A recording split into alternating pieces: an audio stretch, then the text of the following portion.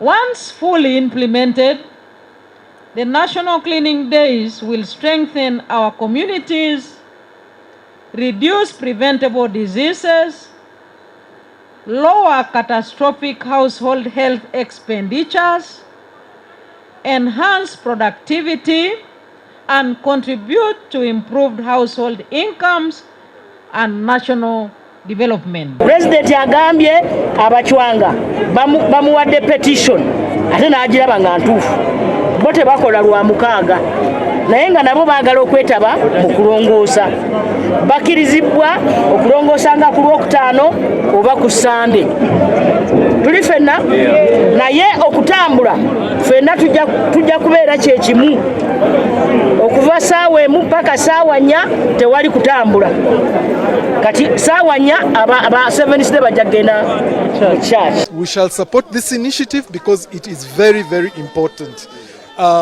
This morning I saw a tweet that said the mosquitoes in the night, they hand over to flies during the day.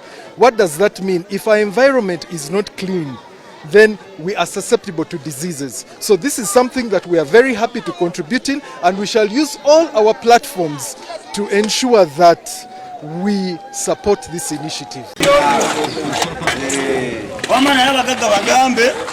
Ebizimbe byabwe bayitenga ebimotoka binunemu nendi wane mukono ne wano tewali wa motoka alongoosa fena tuli ba boda bokka.